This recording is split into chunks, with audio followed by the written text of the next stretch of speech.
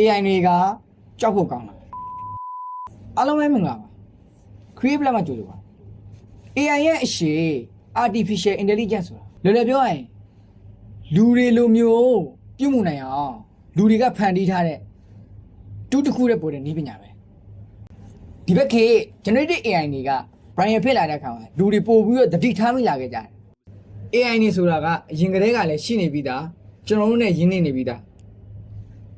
Google Search Bar မှာတခုခုကို search လုပ်တဲ့အခါမှာဘယ်လိုစာမျက်နှာမျိုးကိုရင်ပြရမလဲဆိုတာမျိုးတွေကင်မရာ mode တွေsocial media content တွေမှာကျွန်တော်တို့ရဲ့ like တွေ comment တွေ watch time တွေရဲ့ algorithm ရပေါ်ပြပေးနေရမျိုးတွေဒါတွေအားလုံးကလည်း AI ရဲ့နည်းပညာတွေပဲရင်တော့က AI တွေက user တွေနဲ့ဓာတ်ရိုက်မထိတွေ့ပဲနဲ့ system တစ်ခုရဲ့နောက်ွယ်ကနေပြီးတော့လုပ်ပေးရကနေ generative AI တွေမှာ user တွေနဲ့ဓာတ်ရိုက်ထိတွေ့ပြီးတော့ ChatGPT တို့ Gemini တို့လူမှာလူတယောက်လူမျိုး AI နဲ့စကားပြောလို့ရလာတာလက်ရှိကျွန်တော်တို့အသုံးပြုနေတဲ့နေတို့ AI တွေက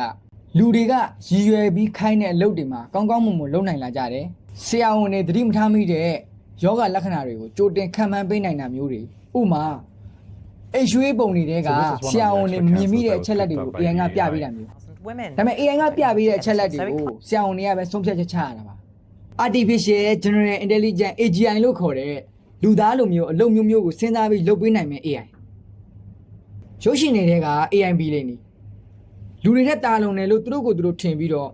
လူတွေကိုထိခိုက်နာကျင်အောင်လုပ်တာမျိုးတွေဒါတွေက story တစ်သက်ပဲဒီစင့်ကိုရောက်ဖို့ဆိုရင်တော့လက်ရှိ AI တွေကမသေးကြသေးဘူးခံမှန်းထားတာတွေတော့ရှိတယ် AGI အဆင့်ထိကိုလက်ရှိကျွန်တော်တို့သုံးနေတဲ့ generative AI တွေကရောက်လာခဲ့ရင်တောင်မှ AI တွေမှာစိတ်မရှိဘူးမချစ်ဘူးမမုန်းဘူးအကောင်းဆုံးဆိုတာတွေကိုသတ်မှတ်ပေးထားတဲ့ rule တွေထက်ကျော်လွန်ပြီးတော့မဆုံးဖြတ်နိုင်ဘူးရုပ်ရှင်တွေကလို့လူတွေကိုအန်တီရပေးဖို့ဆိုတာကတော့ညက်